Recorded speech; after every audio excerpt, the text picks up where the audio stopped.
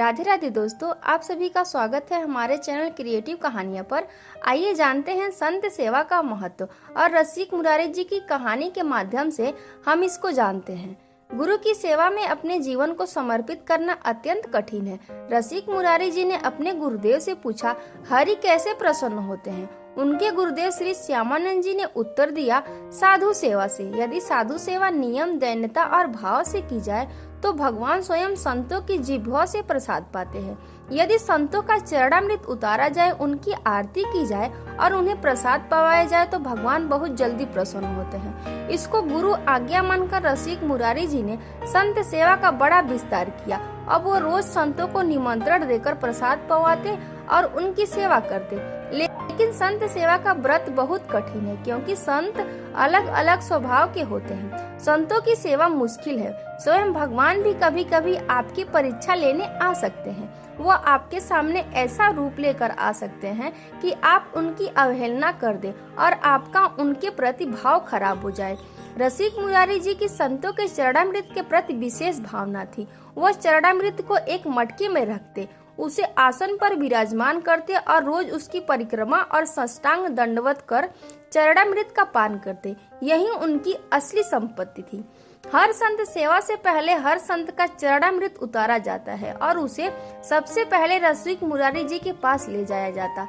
एक बार रसिक मुरारी जी के वहाँ संत सेवा का उत्सव चल रहा था और संत सेवा का प्रसाद बांटने से पहले सब संतों का चरणामृत उतारकर सीधे रसिक मुरारी जी के पास लाया गया। लेकिन उस दिन रसिक मुरारी जी ने कहा, आज संत चरणामृत में मुझे वो आनंद व स्वाद नहीं मिला। उन्होंने कहा, जरूर किसी न किसी संत के प्रति अपराध बना है, इसीलिए आज वो स्वाद नहीं आ रहा है। जब चरणामृत उतारने वालों से पूछा गया तो पता चला कि एक संत जिन्हें कुष्ठ रोग था, उनके चरणामृत को नहीं उतारा गया था। रसिक मुरारी जी ने कहा, इसी अपराध ने सभी संतों के चरणामृत के प्रभाव को छीड़ कर दिया है।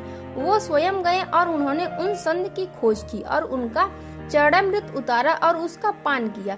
चरणामृत का पान करने के बाद अश्रु प्रवाह करते हुए उन्होंने कहा, आहा, अब स्वाद आया है।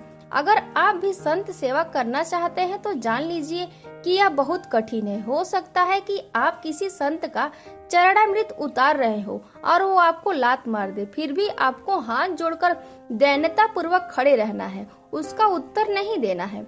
भगवान स्वयं संतों के रूप में आपकी परीक्षा लेने आएंगे। एक बार रसिक मुरारी जी संत सेवा के महत्व पर चर्चा कर रहे थे। इतने में बाहर संत सेवा में हल्ला मचने लगा। एक संत 2 पत्तल मांग रहे थे, जिस पर विवाद हुआ।